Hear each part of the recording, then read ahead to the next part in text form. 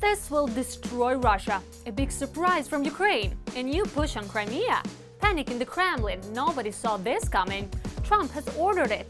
The United States will help with targeting inside Russia. The US miracle missiles could turn the front. And that's not all. The Kremlin panicked when it heard about all these new Ukrainian weapons. Shocking details revealed, so let's talk about it. Hello, this is Ukraine Today. I'm Maria Farafonova, and here are the latest news. Ukrainians love to spring surprises. Is a new push on Crimea coming? It could happen before winter. That's according to military analyst Michael Clark, as reported by Sky News. That could be some sort of big attack into Crimea, such as an air attack or an amphibious assault, in order to unsettle the Russians somewhere.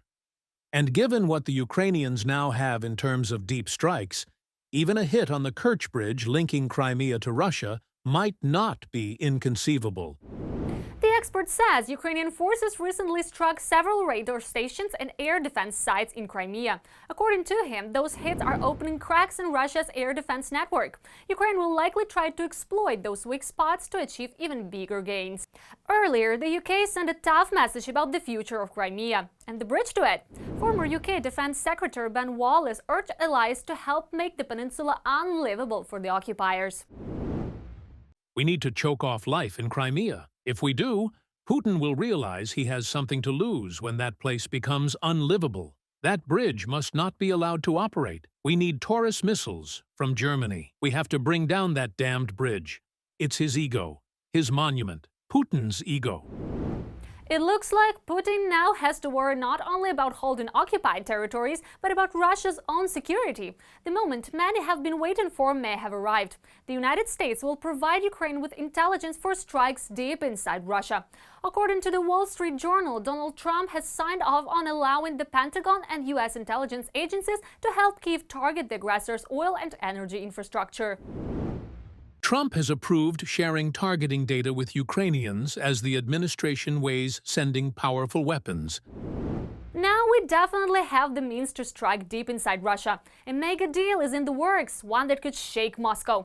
Ukraine and the United States are preparing a major weapons breakthrough. President Zelensky has made a stunning announcement. On the table now, long-range missiles capable of reaching the very heart of Russia. A decision is close, and the Kremlin could be facing a real nightmare. Where could this missile strike? All the details coming up.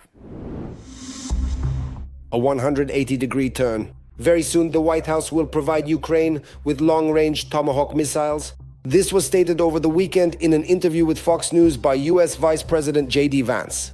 And just 2 days later, U.S. Special Envoy Keith Kellogg confirmed these intentions. Donald Trump will allow Ukraine to carry out long-range strikes on Russia. I think that having read what he said, as well as what Vice President Vance and Secretary of State Rubio said, the answer is yes. Use the opportunity to carry out long-range strikes. There is nothing sacred about it. And this is one of the reasons why I believe that last week President Zelensky asked President Trump to obtain Tomahawk missiles.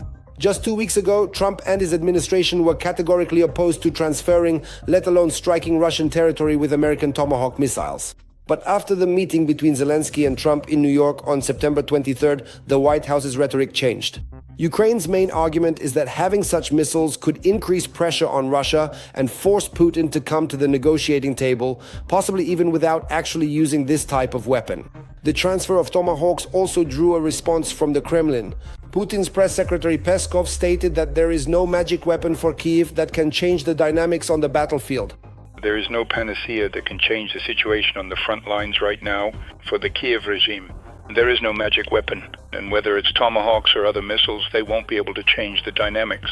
Tomahawk missiles have a range of up to 1,600 kilometers, which significantly exceeds the capabilities of the American ATACMS multiple launch rocket systems used by the Ukrainian armed forces. The Tomahawk has greater speed and combat power compared to Ukrainian drones, which are capable of striking deep into Russian territory, but often encounter modern Russian air defense systems. This is a bad message for the military and those who support them, who are located in the Bryansk, Kursk, Voronezh and Rostov regions at the very least, and of course in the occupied territories. Wherever there are enemy military facilities, I believe that the demilitarization of Crimea from Russian presence will also continue, and Donetsk is occupied, as is Luhansk. There will be even more strikes on them. President Zelensky handed President Trump a list of the necessary military aid as part of a $90 billion agreement. Additionally, Ukraine wants to hold separate negotiations with the US regarding the supply of specific types of weapons, particularly long-range ones. All of this is provided for in our $90 billion agreement. But we are ready for separate agreements on specific types of weapons, including long-range ones. I can't share any more details. The student is far away. I can't give any more details. According to the British publication The Sun, Ukrainian attacks on the oil refining sector alone have caused Russia more than $100 billion in damage. And that's without Tomahawk missiles. If they appear, the amount of damage will increase many times over. And there's more! Ukraine is scaling up cruise missile production, more firepower on the way. Engineers have done the near impossible. Flamingo output will jump fourfold. It's a real breakthrough. And it's not just missiles and drones. What else is coming? Stay with us, exclusive details next. A new level and scale. Ukraine is ramping up the production of cruise missiles. The developers of the Ukrainian Flamingo missile have stated that the company is producing 50 missiles per month and plans to reach a daily output of 7 missiles by the end of the year.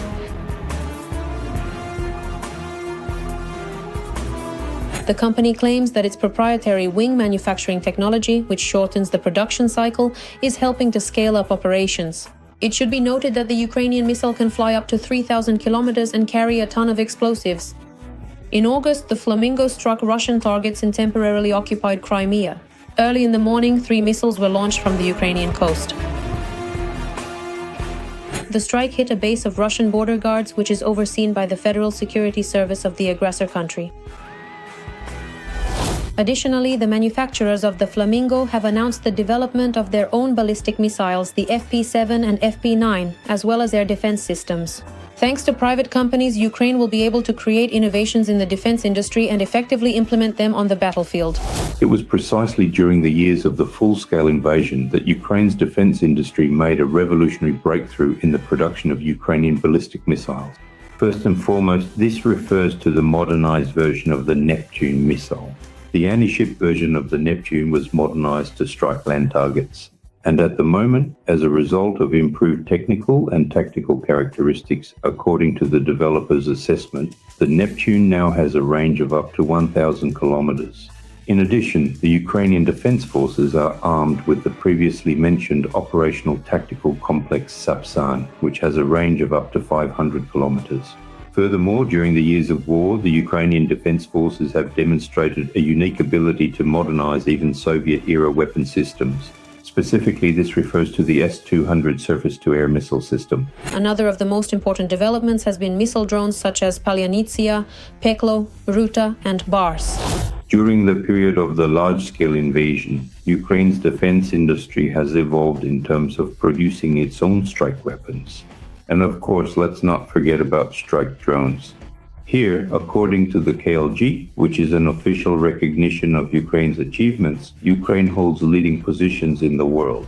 The Ukrainian armed forces are successfully striking military targets in the Russian Federation, with oil refineries coming under the sights of drone forces. Drone attacks have put up to 17% of Russia's oil refining capacity out of commission. Ukraine is also actively working on the production of interceptor drones.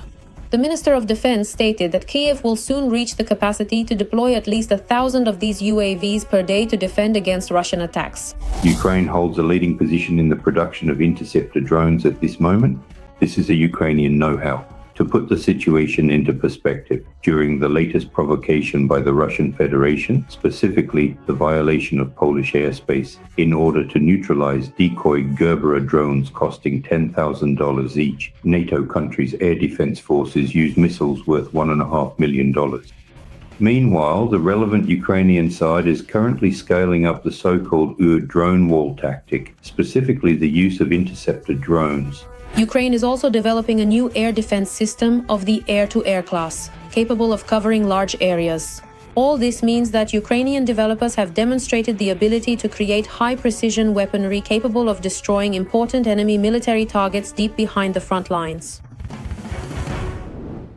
Next, a new nightmare for the enemy. The Dozor A1 is in the air. The hunt is on. The sky has become a trap for the invaders. Russian units are rattled. Ukrainian tech has them boxed in. AI is reshaping the battlefield. What secrets does this UAV carry, and which high-value targets is now in its sights? We break it down right now.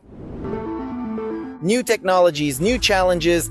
Artificial intelligence, having conquered advanced gadget users, is now being actively used in warfare. Today, almost no modern drone is produced without this technology. Ukrainians, of course, are among the leading UAV designers. Our developers are already actively testing a new interceptor drone.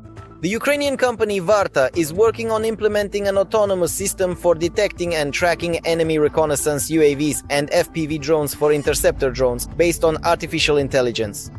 Certain components of the artificial intelligence system are indeed already being used in the war that Arafia unleashed against Ukraine. Ukraine is defending itself with technologies that help save human resources, especially when it comes to time. Ukraine is defending itself by using technological components that maximize the efficiency of those same drones in the final meters of their approach to the target, when control over the device is already being lost. It is reported that the drone will be called Varta Dozor A1 and is already undergoing the final phase of testing. Its main task will be to destroy Russian strike UAVs, which are launched daily against peaceful cities in Ukraine. We're talking about Geranias, Gerberas, Parodias, and other drones. Overall, as of today, Russia is capable of producing and deploying between 5,000 and 6,000 such drones per month. The largest attack we have seen so far involved up to 500 drones. But in order to carry out such an attack, Russia needed at least 3 to 4 days to accumulate them. It has been stated that the Dozor A1 will be able to independently detect and destroy enemy FPV and reconnaissance UAVs even under electronic warfare conditions. This means the drone can be used directly on the front line, where there are plenty of targets for it literally every minute. After all, the Russian Federation has recently significantly increased its production of unmanned aerial vehicles, commonly known as drones, which are increasingly prevalent.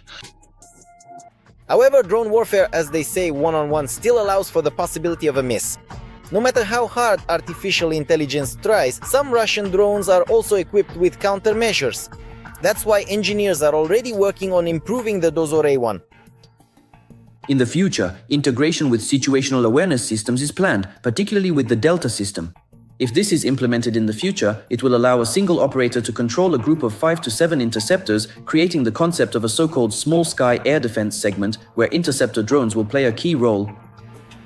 Russian designers are also trying to catch up with our engineers. For example, one of the enemy's new products is the kamikaze drone A1 BM-35. A video of its use in the center of Sumy recently appeared online. Our experts are currently studying the characteristics of this UAV. It is still unknown what kind of warhead it can be equipped with. However, the lawnmower engine and the propeller drive system indicate that the drone does not fly far and will not be used against military targets. And it was obviously developed specifically to terrorize civilians in frontline cities. We are fighting against a dangerous, aggressive enemy who does not value human life. And we need to be very careful about the changes that are happening there. Modern equipment can exist on the territory of the Russian Federation. Russia can circumvent sanctions to produce prototypes. It cannot circumvent sanctions when it comes to mass production, when there is a need to produce 1,000 units. They are demonstrating an inability to manufacture drones independently. This thesis was confirmed by the results of Ukrainian experts who studied the remains of the BM-35 at the site of impact. As a result, about half of the components are of foreign origin. The drone's design contains at least 41 foreign components, including parts from Switzerland, the USA, and Taiwan. At the same time, most of the parts come from China. According to analysts, one of the significant levers of influence on the situation could be tightening US and European sanctions, as well as thorough enforcement of the restrictions already in place. After all, the more Russian loopholes are closed, the fewer drones will end up flying over the heads of Ukrainians. And at the same time, it's important to develop our own technologies so that for every new terrorist attack, the Russians receive a worthy response. Ukraine is surging ahead. According to the Associated Press, our output now rivals Russia's Yelabuga plant that assembles Shahed drones. Parity in strike drones could arrive soon. What matters most? The key points next. Catch up and surpass. Ukraine has reached production rates of its own strike drones that are comparable to those of Russia. First and foremost, this refers to the latest long-range UAV, the FP1. According to the Associated Press, Ukraine has managed to scale up its production capacity and is now assembling about 100 drones per day. At the same time, the drone is significantly cheaper than the Shahed. One FP1 costs $55,000. The overall technical specifications are not very different from those of the Shaheds. Of course, it has a different design, but its function is the same. Despite the fact that it can fly a bit farther, has a slightly higher payload capacity, and is somewhat more advanced in terms of hitting a specific target accurately. There has never been a case where the FP1 accidentally hit civilian targets. So it's very convenient for understanding how to plan a mission, making it safe and highly accurate. And it's also 5 times cheaper than the Shahed, which is very useful for our country, which isn't that wealthy. The secret is simple, experts explain. Ukraine does not have uninterrupted supplies of engines from Iran and China. We don't have the same production capacity as Russia, nor do we have as much money. Accordingly, our engineers simplified everything as much as possible with just one condition. The drone absolutely must reach and hit its intended target. The structural frame of the FP1 drone is made of plywood. These components are milled on a laser machine. This is about a very cheap and mass-produced solution. The shell is then attached to this frame, featuring joints with slots and fasteners. For a kamikaze drone that is meant to make a single flight in its lifetime, ending with it simply crashing into the target and exploding, this is not just sufficient, it's the right approach. At the same time, despite its outward simplicity, the FP1's internal components are quite advanced technologically. The drone is equipped with a whole array of sensors and modules that help it navigate through enemy electronic warfare zones, identify the target, and approach it along the most effective trajectory. Ukraine has overcome a number of challenges, which has made it possible to create unmanned systems that meet the requirements of modern missiles, systems that are accurate to the point of impact, that can bypass electronic warfare measures, and that are capable of operating even in the absence of satellite navigation aids. So here, in fact, we're talking about technological advancements that we have achieved, and we've offered solutions that allow us to operate deep within the territory of the Russian Federation. By deep, we mean about 1,600 kilometers. At the same time, the FP1 carries a rather powerful warhead over this distance, about 60 kilograms. There is also the possibility of increasing the amount of explosives to 120 kilograms by partially reducing the range. This latest drone can easily bring the Russian capital into its strike zone, circling it twice. Moreover, a range of 1,600 kilometers makes such remote regions of Russia as Udmurtia, Tatarstan, Samara Oblast, Orenburg, Vologda, Kostroma, Permkrai, Bashkortostan, Yekaterinburg, and even Murmansk Oblast accessible to Ukrainian defense forces. You don't have enough fingers on your hands to count them all. So what we understand is that even though Putin tried to move his drone and missile factories further away from the border, it didn't save him. At the same time, as noted in the Financial Times article, the FP1 is far from the only Ukrainian strike drone that hits targets in Russia every night. Combined with the number of other UAVs produced, the total is quite impressive. What do you think about the latest events? Share your opinion in the comments, like the video, and stay informed about the main headlines. More to come?